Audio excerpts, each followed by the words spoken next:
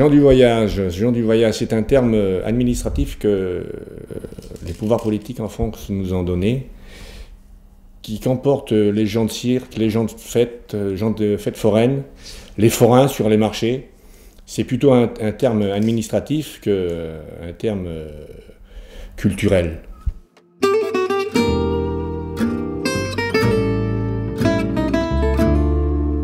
Entre nomades et sédentaires, c'est une vieille histoire, comme de logiques qui se rencontrent, s'affrontent ou s'ignorent. Même si aujourd'hui les frontières entre ces deux mondes tendent à s'estomper, les styles de vie sont différents dans les fêtes ou dans la tête. Loin des clichés, l'Artag, association régionale des Tziganes et de leurs amis gadgets, essaie de construire des ponts entre ces deux mondes. Dans des domaines aussi divers que la santé, la scolarité, le social ou le culturel, l'Artag assure un lien permanent avec les gens du voyage. Qu'ils soient yéniches, gitans, manouches, tziganes, ceux-ci font partie d'une histoire séculaire et en France, la mobilité a longtemps été une réalité sociale avant que notre société ne s'installe dans le sédentarisme. Ce qui avait beaucoup changé dans la révolution industrielle, c'est que jusqu'alors c'était les gens qui allaient vers le travail et qu'à partir de l'industrialisation, c'est le travail qui est venu chez les gens.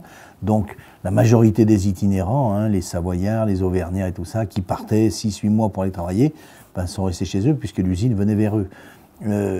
Et ces populations-là qui sont restées dans le voyage et qui ont maintenu cette itinérance sont devenues des populations dangereuses. C'est ce qui a donné la loi de 1912, c'est ce qui a donné le carnet anthropométrique, qui a maintenu la loi de 69 maintenant, on est toujours dans ce registre-là. Pendant les guerres, les gens du voyage se sont battus pour la France, ou ont été suspectés et arrêtés comme la famille d'Odile-Ritter, qui bien que de nationalité française, fut internée au camp de concentration de Montreuil-Bellay en 1941. Ma mère, elle épluchait les pommes de terre parce qu'elle travaillait dans la cantine, quoi. Elle épluchait les pommes de terre, elle faisait des pommes de terre bien épaisses pour qu'elle puisse récupérer l'épluchure, pour faire un peu à manger pour le reste de la famille. Comme ils sont toujours craints, les gens du voyage, même encore à l'heure actuelle, ils croyaient qu'ils faisaient un peu de la... Vous voyez, ils avaient peur qu'en fait de la contrebande, quoi. Je sais pas. Et là, vous en êtes sorti comment? Vous vous êtes échappé, je crois? Oui, on s'est échappé du camp de concentration. Mes parents, ils ont coupé les fils de fer, tout ça, donc on savait qu'il allait être détruit le soir. Par des avions? Par les Allemands, par les avions, par les Allemands. Oui. Parce que le directeur du camp, il était complice avec les Allemands. Donc, il devait fusiller tout le monde. Et par la même occasion, il y en a plein qui sont échappés. Moi, ma marraine, c'est une infirmière du camp de concentration. Mais c'est dommage, je ne l'ai pas connue. Je vais voir des gamins dans les écoles, là, comme je vous ai présenté. Et puis ça me fait plaisir. Mais ça fait du bien pour les petits. Parce que de voir un peu la souffrance que nous, on a passée, puis en plus, moi, j'ai toujours le sourire aux lèvres. Mais ce sourire cache trop de choses. Voilà, je suis pas agressif, je sais que c'était très grave. Mais bon, du fait qu'on s'en est sauvé quand même, hein. Bon, c'est vrai que c'était dur, quoi. C'était la guerre, c'était dur pour mes parents, surtout pour mes parents. Donc toute la famille a été tout au complet, parce que mon frère qui est parti en Allemagne, il a resté 5 ans déporté en Allemagne. Ma sœur de 14 ans, elle a resté déportée en Allemagne pendant 5 ans aussi. Donc ils sont tous revenus. Alors donc il n'y a pas de... Voilà. Ma vie, c'est comme ça. Ma vie, c'est comme ça. C'est plus fort que nous, il faut qu'on voyage, il faut qu'on bouge, il faut qu'on aille voir derrière cette colline, voir ce qu'il y a, pour voir si c'est... Je sais pas, mais il faut qu'on aille voir. La notion de voyage, ça peut être une notion réelle, c'est-à-dire on voyage réellement. Ça peut être aussi une notion, je dirais, psychologique, c'est-à-dire on appartient à une communauté qui a eu à un moment donné pratiqué le voyage. C'est pas parce qu'on ne pratique pas le voyage effectivement qu'on ne se réfère pas à cette culture-là.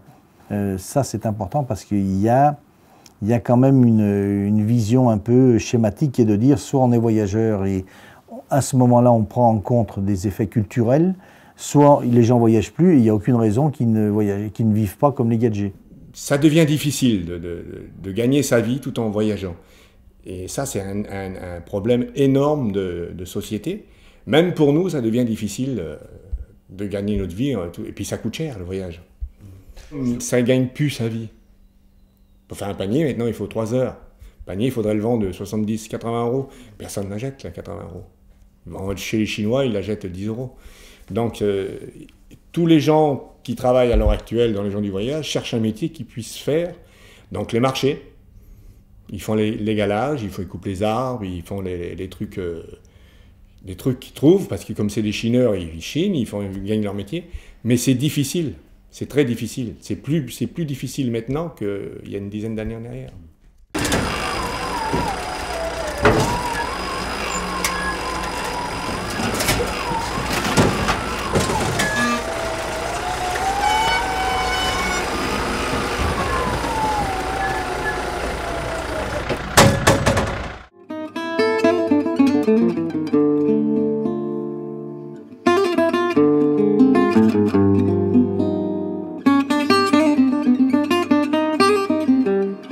On a toujours fait ça. Depuis l'âge de 7 ans, je suis là-dedans. Là. Depuis l'âge de 7 ans. Ouais. Quand il n'y a pas d'école, on a le boulot. Hein. Ouais. Et vos enfants, c'est pareil enfin, je sais pas Oui, si oui, ils vous font avez pareil. Ouais. Et les petits-enfants, ils vont peut-être le faire, mais ça devient dur. Ah ouais. Ouais. S'ils n'ont pas de clientèle, les jeunes, c'est très dur. C'est-à-dire que maintenant, la ferraille est traitée par des grosses boîtes qui Oui, font oui, ce boulot. ils posent beaucoup de bennes dans les entreprises, dans les marchés comme ça. Bon, nous, on tient encore parce qu'on a toujours fait ça. Mais les jeunes, il vaut mieux qu'ils apprennent un métier maintenant, je pense. Même quand il fait moins 10, vous bossez dans... Toujours dehors. Toujours dehors. Ouais. Les chantiers et tout. On est habitué. Ouais. On est habitué. Aujourd'hui, les choses, bon, notamment dans le département du Rhône, ont pas mal progressé parce qu'il y a eu un vrai travail collaboratif pour mettre en place ce schéma départemental ces 10 dernières années. Donc, on peut dire quand même que les choses ont beaucoup évolué. Et surtout, moi, je pense aussi que c'est du fait qu'on a constamment fait participer les voyageurs à ça, quoi. Alors, avec des divergences de vues, des choses qui allaient bien aux gadgets mais n'allaient pas aux voyageurs ou vice-versa, donc c'est toujours un peu compliqué. Le mode de vie des gens du voyage dans 10 ans sera complètement différent de maintenant. La question, c'est de savoir si on leur impose ce changement par le biais de politiques publiques non concertées ou pour lesquelles on n'aurait pas envisagé les effets pervers ou les effets secondaires, et auquel cas les gens du voyage subiront ce changement-là. Et moi, à mon avis, un certain nombre, ils perdront leur identité et on risquera de créer de la problématique sociale qui n'y avait pas lieu et qui n'existe pas encore aujourd'hui. C'est la famille qui compte avant tout et c'est ça qu'il faut qu'on garde absolument chez nous. C'est ce qui nous sauve, l'entraide entre nous. Si on arrive, le jour où on n'arrivera plus à communiquer entre nous et à s'entraider entre nous, je pense que les gens du voyage en France, et les Roms, les Sinti, les Manouches, seront en difficulté. Mais pour l'instant, c'est stable, on arrive à garder ce que les vieux nous ont appris et on veut le garder.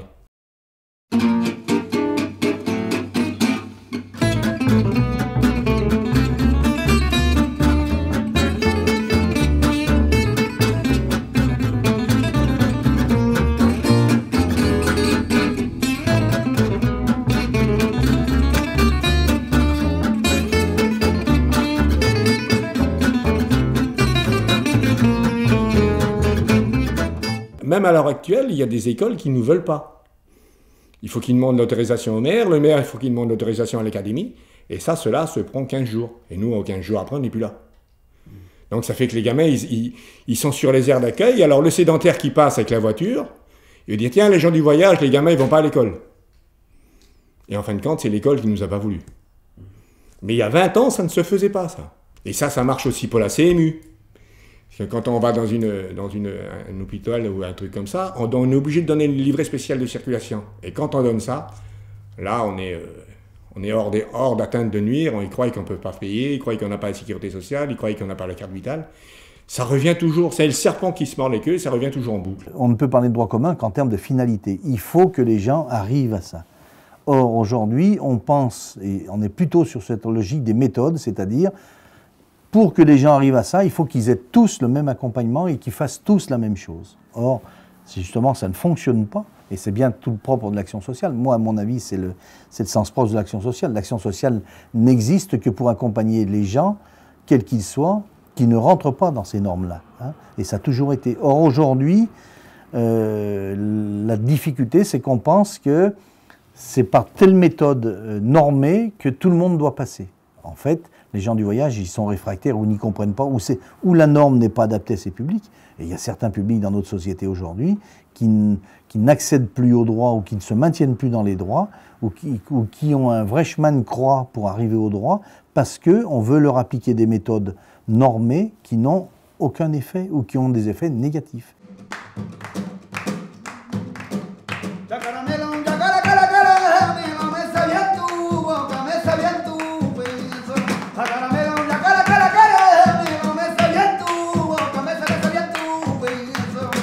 À 7 ans, voilà, je commençais à chanter un petit peu, à jouer la guitare, jouer le piano. J'étais vraiment attiré par la musique, quoi. Mais forcément, aussi mon père et mon grand-père aussi sont des guitaristes aussi. Et voilà, à force de rester avec eux, de partir en fête, dans les bars, comme ça, ben, j'ai appris. Le flamenco, c'est un art en fait, c'est très dur à apprendre, il faut beaucoup de patience, comme on dit. Et la rumba gypsy, je pense que c'est n'importe qui peut faire ça. Ouais, je suis prêt à laisser tout tomber pour ça. Ouais, j'aime bien, voilà, si je pourrais travailler avec ça, ce serait un grand plaisir, ça serait un rêve immense.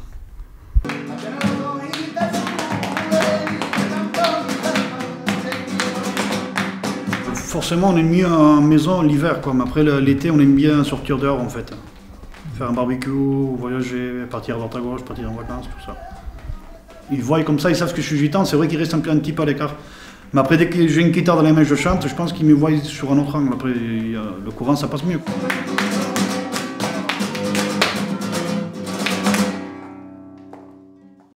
La particularité de l'association, c'est que c'est une association qu'on dit paritaire entre nous, c'est-à-dire que les gens du voyage y sont associés à tous les niveaux de fonctionnement de l'association, que ce soit en tant qu'usagers, mais aussi en tant que salariés éventuellement, ou en tant qu'administrateurs. Cette association leur appartient, leur co-appartient, et on ne voit pas dans le fonctionnement de l'association de se passer de la présence des gens du voyage. C'est aussi important que ces gens du voyage puissent participer par ce biais-là à l'élaboration et à la vie des politiques publiques.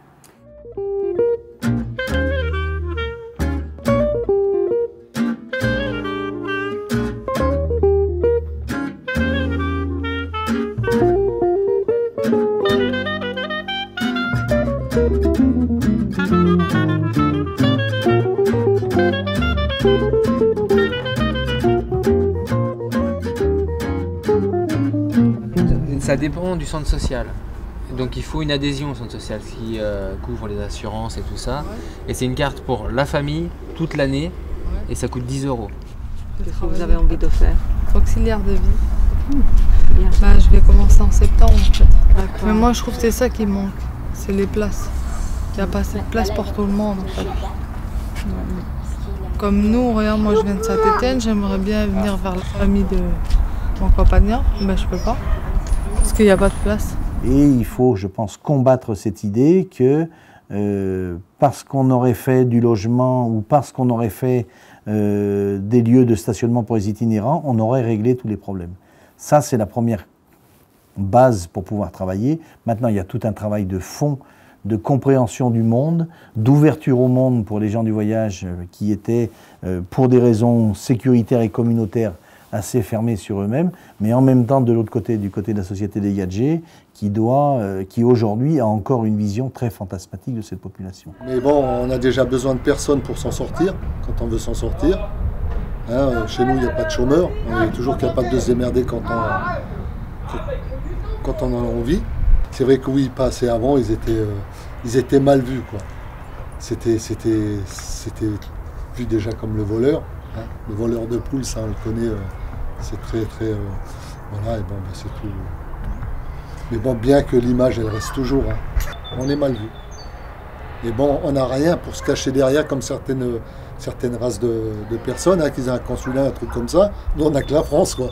Voilà. La méfiance est installée, mais aussi bien d'un côté et que de l'autre, aussi bien des côtés des gens du voyage que des côtés des sédentaires. Mais cette méfiance, elle est c'est un monde parallèle. On vit ensemble et on se méfie des uns des autres. Parce qu'il y a un mur et ce mur-là, il faut le casser. Donc moi, en étant président de l'ARTAG, J'aimerais que ce mur se casse aussi bien d'un côté que de l'autre. Ça mettra du temps, mais j'espère qu'un jour, on pourra partager notre vie, partager notre culture comme d'autres peuples. C'est pas inné la rencontre. La rencontre, elle doit être provoquée, elle doit être accompagnée, elle doit être expliquée, elle doit être justifiée, c'est-à-dire pourquoi se rencontrer, de façon à ce que ce rapprochement puisse se faire. Ce qui veut dire que ça demande à ce qu'on accompagne les voyageurs, à ce qu'ils se positionnent dans une vision du monde différente. Ils ne sont plus dans l'urgence, ils ne sont plus dans la survie, ils sont de moins en moins, je dirais, dans la survie. Donc aujourd'hui, ils ont un espace-temps qui a changé. Avant, l'espace-temps d'un voyageur, c'est 24 heures, parce qu'on ne sait pas si on n'allait pas être expulsé ce soir, demain matin et compagnie, on ne savait pas si on allait avoir de l'eau. Donc on n'avait pas à se positionner et à penser ce qui allait se passer dans 6 mois. Ce n'était pas possible. On est obligé de s'adapter, comme on s'est toujours adapté depuis des milliers d'années. C'est ce qui nous a sauvés d'ailleurs, on est toujours là. Mais être français, oui, on est français. Mais on a énormément de problèmes de se faire reconnaître français. Ah ben moi, la République, mon grand-père, il a fait 5 ans de guerre. Il a fait 2 ans d'armée, c'est exactement. Et quand il est revenu de l'armée, la guerre s'est déclarée. Donc il a fait 5 ans de guerre. 5 ans de guerre et 2 ans d'armée, ça fait 7 ans. Et là, je m'ai touché de pension. Alors on était républicains et français tant qu'il fallait se battre. Et après, on fait partie des gens du voyage. On m'a toujours dit, t'es un gitan, quoi. Voilà, alors quand on dit on se considère comme un gitan, oui, je me considère comme un gitan, mais français. Je me sens gitan, comment je peux vous dire, du sang qui coule dans mes veines, déjà. Et bon, et après, bon, bah, comme je suis né en France, j'essaie de m'adapter. D'un autre côté, je suis français parce que je suis né en France et j'essaie de m'adapter à la vie française.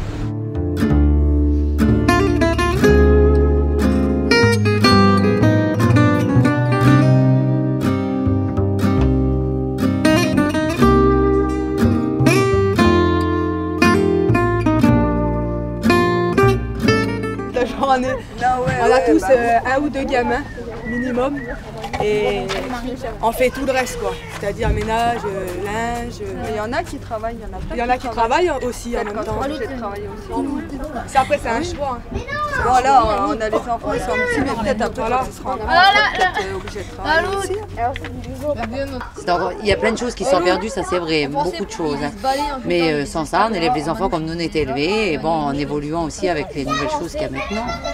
C'est vrai. Moi, vous prenez mon père, maintenant il travaille à l'usine, avant il était brocanteur. Maintenant il travaille à l'usine, mon frère travaille à l'usine, mon frère aussi, mon autre frère aussi. Maintenant on essaye plus de s'intégrer, mais sans ça, en gardant quand même notre vie, quoi.